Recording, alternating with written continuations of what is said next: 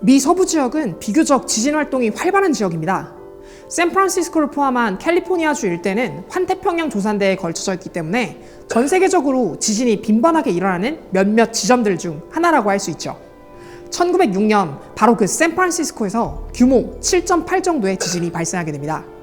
약 3천여 명 이상이 죽음을 맞이하게 되고 도심의 80%가 손괴되는 치명상을 입었죠. 이 사건 이후로 미 정부는 지진에 관한 대책을 세우게 됩니다. 이러한 대책의 하나로 UC 버클리 대학의 로슨 교수를 중심으로 하는 지질학자들, 그리고 천문학자들, 공학자들로 이루어진 지진조사위원회가 결성되고 여러 가지 관측 결과들을 정리하여 2년 뒤인 1908년에 로슨 보고서가 발표되게 되었죠. 이 보고서의 지식을 통해 우리들은 지난 지진 컨텐츠에서 알아보았던 지진의 발생 원인, 이른바 탄성 반발설이 등장하게 되었고, 이를 계기로 지구의 수많은 지진 발생이 잦은 나라들은 자국의 사정에 맞게 지진 재해에 관한 대책을 세우게 됩니다. 대체 들여다볼 수도 없고 예측도 할 수 없는 이 지진이라는 현상을 빠르게 감지하고 대비할 수 있는 기술을 어떻게 만들 수 있었을까요? 그 아이디어는 비교적 간단한 방법으로부터 출발하게 됩니다. 그때 당시에 어느 지역에서 지진을 발생을 했고, 그때는 이제 초기 상태에 이제 전신주들이 있고, 그래서 전신주를 통해서 우리가 전화라는 것이 연결되어 있으니까 어느 지역에서 제일 처음에 지진 난 거를 만약에 알았을 때, 그러면 이쪽에 있는 누군가가 이쪽 사람들한테 미리 전화로 한꺼번에 알려주면 그것이 지진동이 가는 속도보다는 전자기파가 더 빠르니까, 그렇죠. 빠르니까 미리 알려주자라는 개념이 됐는데, 처음에 발생하자마자 초기에 기록된 에너지를 가지고 이 에너지가 얼마나 큰지, 이게 얼마나 피해를 줄지를 판단을 해서 이 정보를 주는 데까지 판단하는 데 걸리는 시간, 이걸 줄이는 데도 과학적인 그 기술력이 부족을 했었고, 항상 모든 사람이 온라인상에 전화가 연결돼 있으면 우리 카톡처럼 보내는 순간 카톡 하고 받을 텐데, 그게 아니라 그때 당시만 해도 전력을 해서 전화기를 돌려서 받는 시간이 필요했으니까 그 시간대보다는 피파가 더 빨리 가버리게 된 거죠. 그래서 이제 예전에는 개념은 만들어냈지만 과학적으로 이제 적용을 시키지 못했던 거죠. 그렇다면 여러분, 궁금한 게 있어요. 오늘날 우리들은 이렇게 예측 불가능성이라는 무시무시한 속성을 지닌 지진으로부터 대체 어떻게 이 소식을 빠르게 받을 수 있는 걸까요? 어떻게 인류는 보지 못하는 공간인 땅속으로부터 지표 어느 곳을 동심원으로 지진이 퍼져나가는지를 알 수 있는 걸까요? 이번 에피소드에서는 바로 1초라도 빨리 지진의 소식을 전달하기 위한 과학자들의 노력과 그 아이디어에 관한 이야기, 지진 조기 경보 시스템 속에 숨어있는 과학 이야기를 과학쿠키와 함께 들여다보도록 하겠습니다. 지진의 예측 불가능성에 관한 지식을 좀 더 전문적으로 알아보기 위해 지난 영상에서 여러 부분 지식의 전달과 자문을 도와주셨던 분석가님, 우남철 분석가님을 이렇게 또 만나뵙게 되었습니다. 분석가님의 설명과 함께 대체 지진이 왜 예측 불가능한지에 관한 이야기를 함께 들여다보도록 할까요? 그래서 보게 되면 이 태풍 예보는 매년 전 세계적으로 정확도가 올라가는 형태로 예보가 발전을 하고 있어요. 기술이 점점 세련되신다는 얘기네요. 그렇죠. 왜냐면은 틀렸을 때 왜 틀렸는지에 대한 리뷰가 가능하다는 거죠. 자, 이제 지진으로 넘어오게 되면, 지진은 사람이 서 있는 이 땅속 깊은 곳 어디선가 발생을 했어요.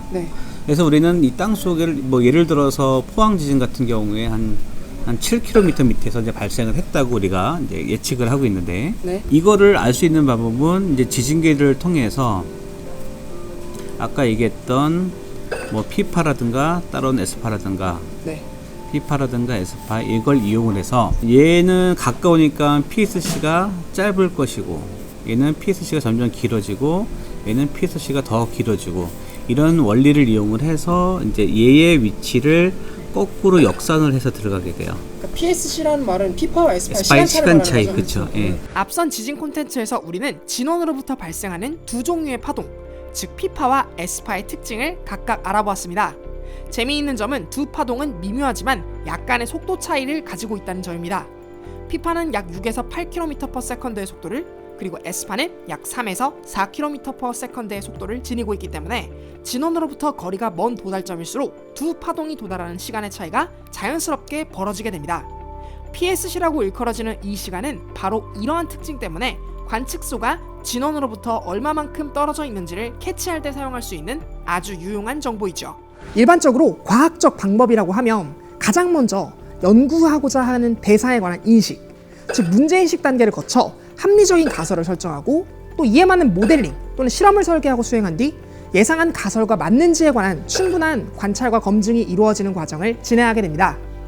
그러나 천문학적으로 오랜 시간 또는 전 지구적으로 거대한 스케일에서 일어나는 자연현상을 앞선 방법을 이용해서 연구하기란 쉽지 않은 것이 사실입니다. 지진도 이와 같은 스케일의 연구 대상 중 하나이죠. 우리가 어느 위치에 진앙이라는 것을 결정을 하게 되고 네. 여기 깊이까지 들면 진원이라는 것이 이제 진원을 찾게 되는데 네. 우리가 예를 들어서 포항 지진의 규모를 5.4라고 우리가 계산을 하게 되면 네. 이 진원에서는 단층이 한 10km 정도의 길이가 이제 깨졌다고 봐요. 중앙점이 진원이 돼요. 네. 그렇다면 이렇게 역산을 해서 이걸 계산을 했는데 관측을 해봐야 돼요. 네. 그러려면 여기 7km의 흙을 으쌰으쌰 다 파내고 10km만큼의 흙을 다 치워봐야 네. 아 실질적으로 여기가 이만큼 깨졌구나라는 걸 알게 되죠. 아, 네네. 근데 현재 현대과학으로 인간이 그걸 할 수가 없죠. 그래서 우리가 할 수 있는 방법이 가능한 한 많은 지진계들을 가지고 네. 가능한 한 많이 기록을 해서 네. 여기에서 오는 오차들을 줄여가서 비교적 정확하게 한번 해석을 해보자 라고 하는 것이 지진의 분석 방법이에요. 관측을 할 수가 없으니까 오차를 알 수가 없고 원인도 알 수 없는 이게 지진의 불확실성이고 이제 지진이 예측할 수 없는 그 이유의 이제 범주에 들어가게 되는 거예요. 아, 실제로 들여다볼 수 없으니까. 그렇죠. 예. 이렇듯 현대 과학 기술로는 실제로 들여다볼 수 없다는 점, 관찰이 불가능하다는 점, 그리고 임의로 발생하는 지점에 관한 정확한 예측이 불가능하다는 점 등 지진의 발생지인 진원을 예측한다는 것은 거의 불가능에 가깝습니다. 그렇다면 대체 우리는 이에 대한 대비를 어떻게 마련해야 하는 것일까요? 아무리 랜덤하게 발생한다 한들 무시무시한 재난이 되어버릴 수도 있는 지진을 두 손 놓고 가만히 지켜볼 수만은 없는 노릇입니다. 그러한 고민에서 등장한 것이 바로 조기 경보 시스템입니다. 최초에 이 개념을 등록해서 시스테마를 성공한 게 멕시코가 성공을 했어요. 멕시코요? 네, 멕시코는 어떻게 되어 있냐면은 미 대륙이 이렇게 존재를 하고 밑에 이제 대륙이 있었을 때 이 앞에 환태평양 조산대가 이렇게 지나가게 되는데 네. 멕시코 시티는 여기에 산맥이 하나 있고 그 뒤쪽에 멕시코 시티가 있어요. 네. 그래서 대부분 여기다가 지진 관측망을 막 설치를 해서 네. 지진이 여기서 발생을 하게 되면 오는 데까지 가장 인구 밀집 지역까지 오는 데까지 시간적 차이가 있는 거예요.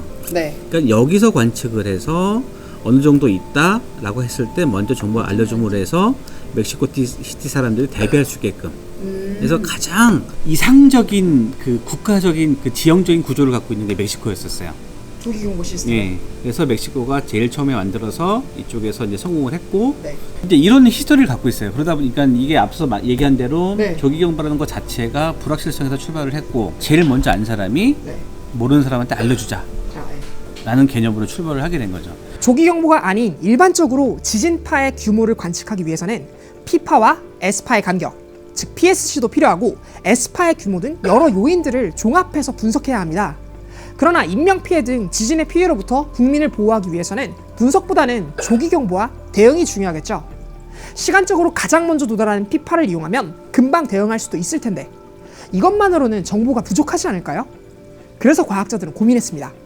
P파를 분석하는 것만으로도 어느 정도의 규모를 산출할 수 있지 않을까? 그리고 그러한 아이디어는 지진을 분석한 수많은 데이터들을 합리적으로 분석하는 과정에서 비교적 신뢰도가 높은 하나의 공식으로 구현되게 되는데요. 어떤 관측소에서 지진파 P파가 오고 S파가 오고 나중에 가면 이제 표면파가 올 텐데 네. 뭐 얘는 빼놓고 네. 예전에는 이 P파와 S파가 오고 P파와 S파 구간 중에 가장 큰 에너지 네. 진폭을 가지고 그 다음에 P파와 S파의 시간차 네. 차와 이 진폭을 가지고 하는 것이 우리가 흔히 얘기하는 ML이라고 하는 리히터 규모의 기본적인 개념이에요. 아. 그러려면 우리가 일반적으로 지진을 분석을 하려면 모든 관측소에서 네. 피파와 에스파가 도착을 해야만 규모가 결정이 된다는 뜻이죠. 네. 그렇게 된다는 것은 이미 모든 에너지가 다 훑고 지나가서 피해 있는 피해들을 다 난 이후에 결과가 나온다는 뜻이죠. 분석이 된다는 거죠. 예. 그렇다면 우리는 에스파를 기다릴 여력이 없다. 근데 피파는 빨리 와서 좋긴 한데 에너지가 에스파에 비해서 굉장히 작다.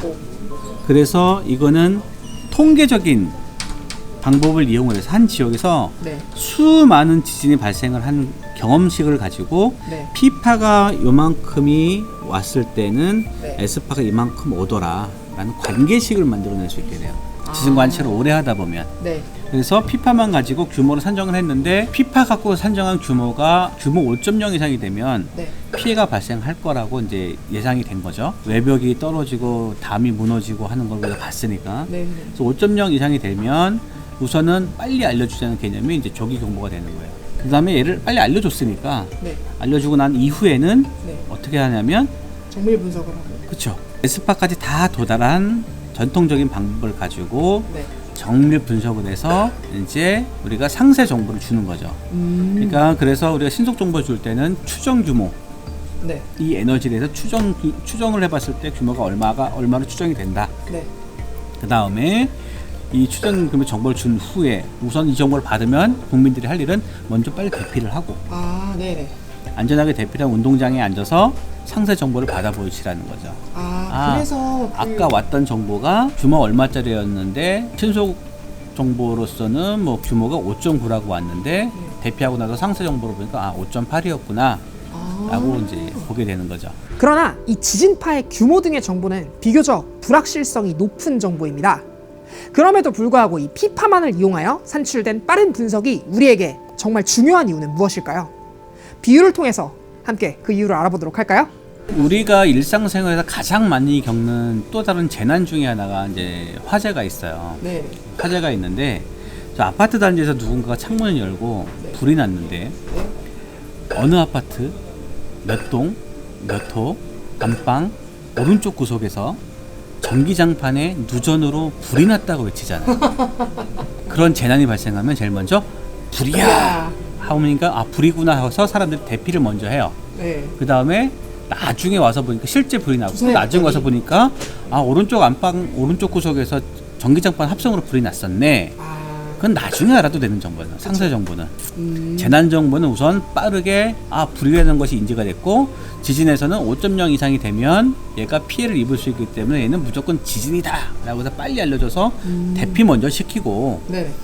왜 어디서 얼마나 크게 날 정확하게 알고 싶다면 그건 나중에 천천히 국과수로 데려다가 다시 보듯이 우리 쪽에 다시 한번 분석을 해보자는 이런 개념인 거예요. 비유하자면 그런 거네요. 그렇죠.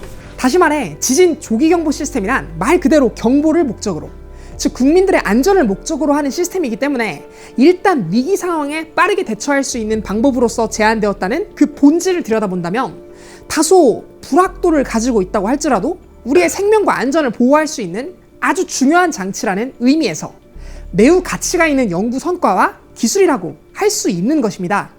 그렇다면 여러분, 이런 생각이 들 수 있어요. 아니, 이렇게 좋은 조기 경보 시스템이라는 것을 가지고 있었음에도 불구하고 대체 왜 경주나 포항에서는 지진의 피해를 입을 수밖에 없었을까? 이러한 조기 경보 시스템을 가지고 있다면 피해가 없어야 하는 것이 아닌가? 라는 생각 말이죠.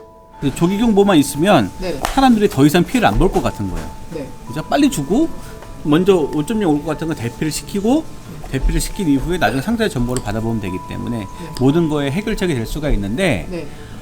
예를 들어서 포항 지진 때 어떤 실제 있었던 상황을 보게 되면 포항 지진 때 긴급 재난 경보까지 해서 조기 경보가 19초 만에 나갔어요. 19초. 예, 19초 만에 나갔어요. 그래서 뭐 계산하기 쉽게 20초라고 치고 아까 에스파가 초당 한 4km 간다고 그랬잖아요. 빨리. 네. 그러면 우리가 에스파가 오기 전에 피파만을 갖고 정보를 줬는데 네. 그렇다면 시작부터 해서 20초 동안이면 네. 에스파는 80km를 가죠. 그러면 정보를 받을 때까지 80km 범위 안에 있는 사람들은 이미 에스파를 다 느낀 거예요. 80km 안에 있는 사람들은 이게 원인도 모르고 이미 피해를 입고 있는 거죠. 그래서 이거를 지진 쪽에서는 블라인드 존이라고 불러요. 어쩔 수 없이. 어쩔 수 없잖아요. 현대과학에서. 분석하는 데 시간이 필요하고 정보 전달하는 데 시간이 필요하기 때문에 그 시간 안에 있는 사람들은 80km 안에 있는 사람은 어쩔 수 없이 피해를 보는 거예요. 그렇기 때문에 과학자들은 계속해서 연구합니다. 어떻게 하면 좀 더 신속하고 빠르게 피파를 분석해서 그 시간을 줄임을 통해 단 한 사람이라도 지진의 피해로부터 보호할 수 있는 기술적인 방어 체계를 구축하기 위해 말이죠. 1초라도 더 줄일 때마다 줄어드는 블라인드 존을 상상하면서 더욱 빠르고 효율적으로 이러한 정보를 전달하기 위해서 말이에요. 과학 쿠키였습니다. 감사합니다. 조기 경보를 만약에 10초에 했다고 가정을 해볼게요. 그럼 아까 80km 영역에 있던 사람들이 피해를 봤었는데 이제는 40km 영역으로 들어가겠죠. 5초만 해준다면 20km 영역 안까지 들어가겠죠. 그래서 이 조기 경보에서는 이 시간을 줄여가는 게 굉장히 중요한 테마예요. 그렇기 위해서 하는 방법 중에 하나가 물리적으로 지진 관측소를 조밀하게 만드는 거예요. 지진 관측소 조밀하게. 어디에서 지진이 발생하더라도 지진 관측소가 가까이 있으면 빨리 감지를 할 테니까 1초라도 빨리. 현재 우리나라 같은 경우에는 관측소 간 거리가 약 18km 정도 돼요. 18km 정도. 18km 정도 되는데 그의 반이면 9km잖아요. 그러면은 1.5초면 어느 관측소든지 간다는 거예요. 관측소 정 가운데서 발생을 하더라도 그러면 이것이 1.5초, 즉 2초만 되더라도 관측소 2개 또는 3개가 만들어지게 되는 거죠. 그러면 우리가 이미 학교에서 배웠듯이 3점이 있으면 되는 거죠. 그렇죠. 관측소 3군데에서 만들어지게 되면 우리가 진앙지를 찾을 수 있듯이 진앙지가 결정돼야 규모가 결정되는 거니까. 안녕하세요. 달콤한 과학의 이야기를 재미있게 만들어가는 과학 커뮤니케이터 과학쿠키입니다. 이번 제 채널의 에피소드가 마음에 드셨거나 앞으로도 계속 과학에 관한 이야기를 받아보고 싶으신 여러분들이라면 구독과 알림 설정을 꼭 부탁드릴게요. 여러분 모두의 소중한 시청이 과학쿠키 채널을 운영하는 큰 힘이 됩니다. 또한 이 채널의 성장과 발전에 동참하고 싶으신 분들께서는 아래 설명란에 있는 링크 또는 구독 버튼 옆에 있는 멤버십 구독을 이용해 과학쿠키 채널을 후원해주세요. 바로 이곳에 멤버십 구독을 하신 모든 분들의 아이디를 남겨드리는 것은 물론 영상 제작, 비하인드 스토리 등의 소소한 영상들을 특전으로 만나보실 수 있답니다. 특별히 이 영상은 기상청과의 협업을 통해 제작되었습니다. 영상 촬영 및 제작, 그리고 인터뷰 협조에 적극적으로 도와주신 기상청에게 진심으로 감사의 말씀을 드립니다. 자, 오늘도 시청해주셔서 너무 감사드리고요. 전 또 다음 영상으로 여러분들을 찾아뵙도록 하겠습니다. 언제나 그랬듯 과학을 쿠키처럼